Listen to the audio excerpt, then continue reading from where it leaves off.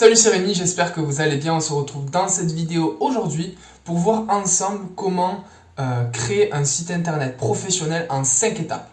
Alors je me les suis notées là, c'est pour ça que je vais être peut-être en train de tourner la tête assez régulièrement. Donc la première étape c'est quoi? La première étape c'est réfléchir à son offre commerciale, à sa stratégie marketing. Alors en quoi ça consiste? Ça veut dire se mettre à plat, tout simplement, et réfléchir à ce qu'on veut vendre, comment on veut le vendre, pourquoi on veut le vendre, qu'est-ce qu'on veut vendre exactement, qu'est-ce qu'on ne veut plus vendre, qu'est-ce qu'on veut vendre mais en affichant un certain prix, qu'est-ce qu'on ne veut pas vendre, qu'est-ce qu'on veut afficher ou pas afficher. C'est vraiment mettre en place cette réflexion-là, cette réflexion au niveau de la stratégie commerciale est très très importante. Souvent, nous, on récupère des clients qui, au final, veulent mettre en place un site internet, mais ils n'ont aucune idée de leur stratégie commerciale. J'en discutais justement avec une commerciale hier, ça tombe bien à ce sujet-là. Donc, c'est très très important. Définissez votre avatar, c'est-à-dire votre cible, votre client parfait, et également votre stratégie commerciale. Qu'est-ce que votre avatar veut voir sur votre site internet? C'est à partir de là où les personnes, vos clients, vos prospects qui vont devenir vos clients, vont se reconnaître dans votre offre et vont pouvoir souscrire à vos services. Ensuite, deuxième étape, déterminer son univers graphique. Alors oui, il existe des templates, des modèles prédéfinis, préfabriqués sur différents sites internet, sur différents constructeurs de pages comme Divi ou Elementor, mais vous pouvez vous créer un univers graphique, c'est-à-dire une fois que vous avez votre logo, il y a beaucoup de chances que vous l'ayez fait faire par un professionnel, en tout cas c'est ce que je vous recommande pour ne pas avoir un logo bateau qu'on reconnaît partout, comme les logos sur Vistaprint par exemple.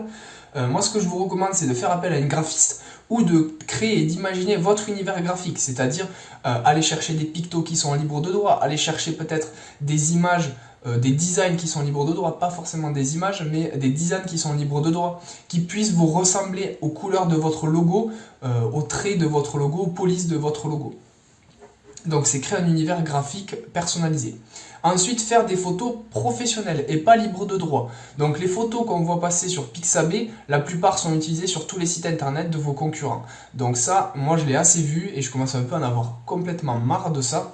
Moi ce que je vous recommande, c'est de faire appel à un photographe professionnel où vous allez pouvoir derrière faire des photos de votre entreprise, de votre société, de votre atelier, de vous-même en train de travailler, de votre équipe. Une vue drone sur votre société avec des employés qui sont en train de travailler sur différents chantiers, etc.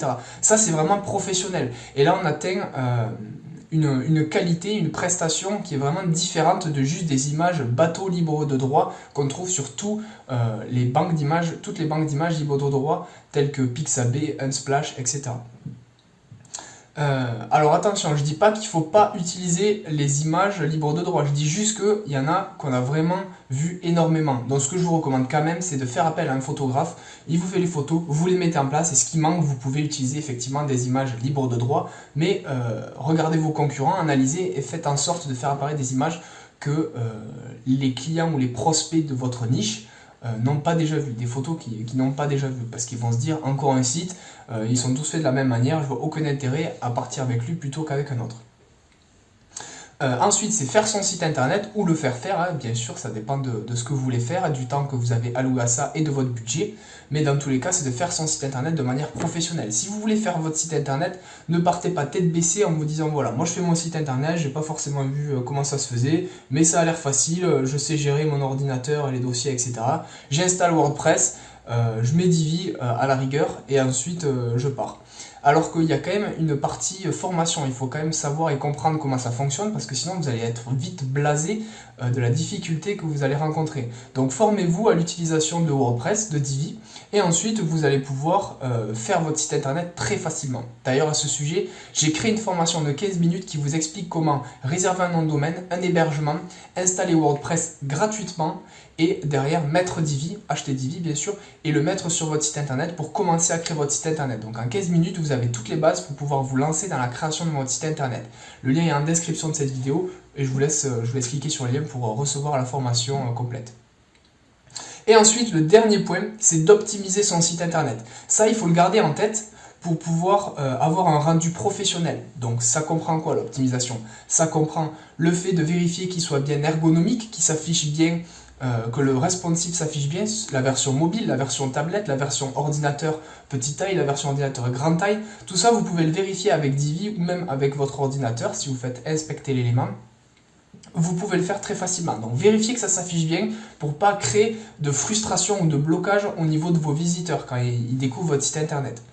Ensuite, vous avez l'optimisation au niveau des performances. Ça, c'est très important aussi. Vos performances, c'est-à-dire que votre site internet doit être rapide à charger, il ne doit pas être lourd, les images doivent être optimisées. Tout ça, ça se travaille et ça fait partie de l'optimisation des performances du site internet. Google prend en compte les performances de votre site internet. Très important à noter. Et ensuite, vous avez l'optimisation au niveau du SEO, au niveau du référencement naturel. Alors, qu'est-ce que ça veut dire? Ça veut dire qu'il va falloir travailler le contenu de chaque page de votre site internet. Donc, ça passe par la construction des textes, l'équilibre des paragraphes, les titres, l'image qui est mise en avant, l'extrait, les métadescriptions, les métatitres, les balises alternatives sur les images, etc. Le nom des images. Donc voilà, tout ça, ça se travaille, ça s'apprend aussi et ça fait partie de l'optimisation du site internet. Comme ça, vous allez voir que vos visiteurs, vos prospects vont voir que votre site internet a été travaillé vraiment et a été réfléchi en amont.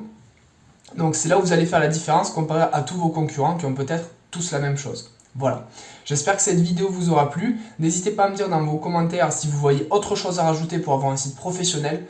Est-ce que vous utilisez des photos professionnelles ou est-ce que vous utilisez exclusivement des images libres de droit? N'hésitez pas à me le dire dans les commentaires. N'hésitez pas également à liker cette vidéo si elle vous a plu. Si vous voulez que j'aborde d'autres sujets, n'hésitez pas également à me le dire. Et à vous abonner pour recevoir les prochaines vidéos que je vais poster sur la chaîne YouTube. Je vous souhaite une excellente journée et je vous dis à très bientôt.